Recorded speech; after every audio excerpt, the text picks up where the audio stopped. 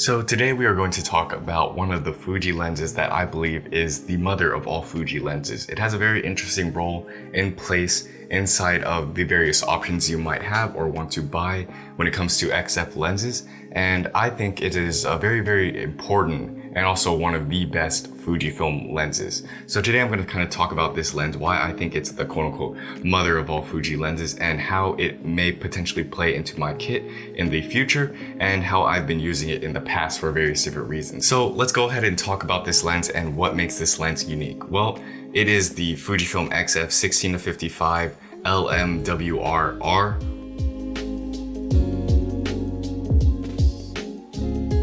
I think one of the biggest things that makes this lens unique is the red badge. So Fuji has a host of lenses that have this certain red badge on them, and essentially they are supposed to indicate something of a higher optical quality or best optical quality for Fujifilm cameras.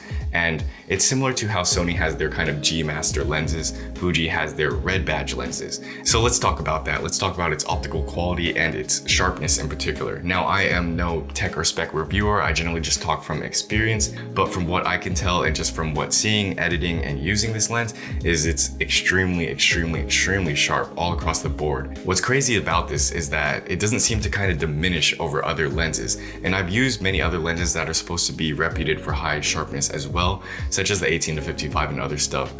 But this is so far the sharpest Fujifilm lens I've used. If you're looking for a sharp lens, this would be it. And this is a representation of optical quality and all that stuff. And I'm not too big on sharpness. Particularly, I don't place emphasis on sharpness. As long as it's somewhat sharp, I don't need things to be perfectly sharp all across the board.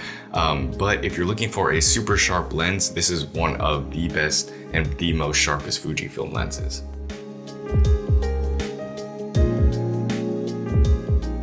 Let's talk about build quality, because build quality for this lens is actually one of the most attractive aspects of this lens. It's weather resistant, so that means it's going to be able to survive in a lot of rainy situations and stuff like that. Obviously, it's not waterproof, but the build quality of this lens is fantastic. It is one of the best built Fuji lenses, and you can feel it because it's fairly heavy. It has a good size to it, and we'll talk about that later. But the weight to this lens is actually pretty impressive. When I'm using it on the XE4, I find myself needing to use the hand grip sort of thing. I can't use it without the hand grip because of just how big it is.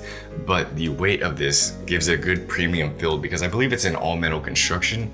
So when you turn kind of the focus ring and also the aperture ring, and also when you switch to various focal lengths and stuff like that, it feels really nice. It's nice to hold, nice to work with, and just nice overall to use. The build quality is really good.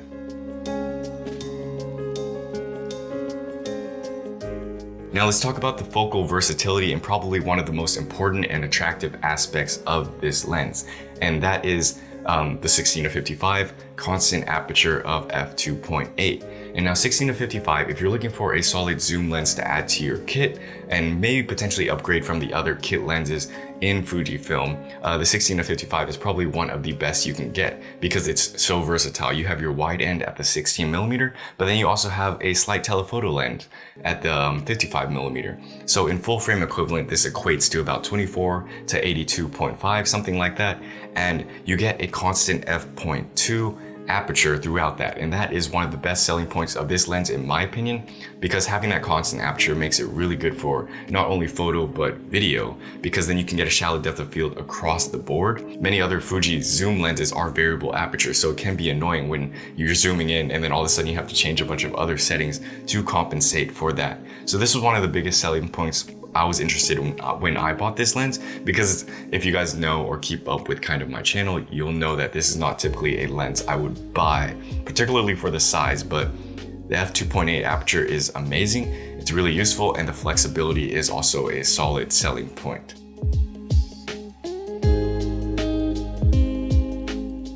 Something else I want to talk about when it comes to this lens is for autofocus. This lens features a linear motor autofocus system, and it's one of the newer kind of things in Fujifilm lineups. It has a better focusing system than a lot of the other lenses, especially for video. So if you're planning on or need a Fujifilm lens for video, this is probably one of the best you can get, particularly because it is very accurate, it's very fast, and maybe even too fast, and it pairs really well with the X-T4. So you might have to change your settings and tweak it a little bit to make the focus breathing and transitions a little smoother, but what I can say is it's very, very accurate, and it hardly misses, it hardly hunts, it hardly does any of that stuff. It's one of the best focusing lenses that I've used ever. And I don't usually have problems with focusing for photos because I believe even the slower focusing systems don't really matter too much, or slower focusing lenses don't matter too much, especially for photo. But for video, you want something that is solid, accurate, especially if you don't want to use manual focus, and this has one of the best focusing systems there. So again, if you're looking for a lens that has really good autofocus, then this is probably one of the best ones in Fujifilm's lineup.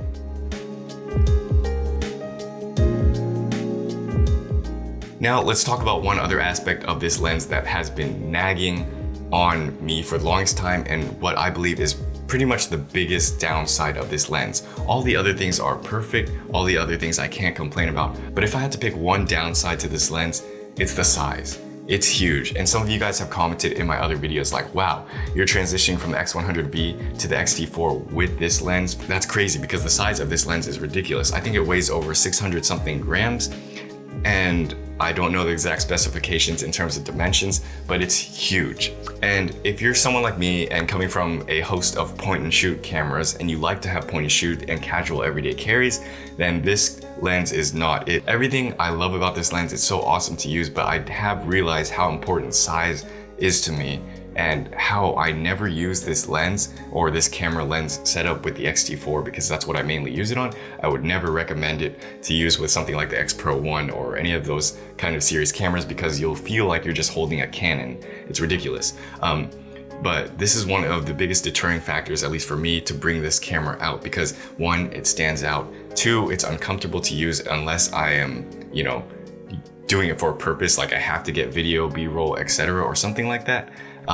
It's not really so much a casual thing, which is what I generally tend to prefer. And it makes it really hard to pack for travel. And travel is one of the most important parts in my experience when taking photos and videos. That's where I take the most of my photos and videos is in different places. And I was searching for a solid zoom travel lens. I don't know if this is it. I don't know if it's it for me because of just how big it is and how much of a pain it is to take out of my backpack every time.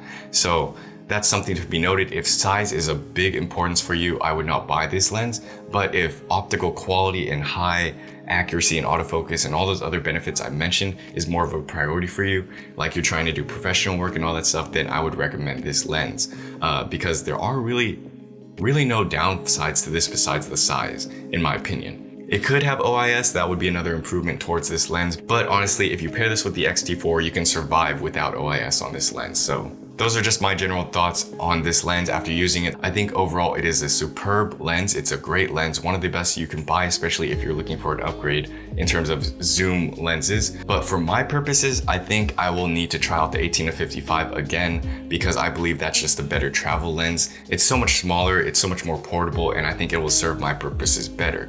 So will I keep the 16-55? I personally think I might hold on to it a bit longer because I realize that this isn't supposed to be that kind of lens. It's supposed to be a bit more professionally oriented. So if you're doing professional photo shoots or weddings or professional video work, then this lens would be your kind of beast. And I don't think it's meant to be taken out how I've been using it, like on travels and stuff like that. I think it has more of a orientation where you're not trying to be discreet. You're not trying to cover up what you're doing or be casual with it. You are trying to get the best possible results. So that's the intent of this lens, and it is very, very good at all that. It is very good at all that, and it is a great inclusion to the Fuji family if you are thinking about adding a solid zoom lens for that. So anyways, yeah, those are my thoughts on this lens. If you like this video, please like the video down below and subscribe to this channel if you haven't yet. I'll be making more videos on Fujifilm stuff, lenses, gear, travel mainly, and photography and whatnot. But yeah, I'll see you guys later. Thanks for watching. Peace.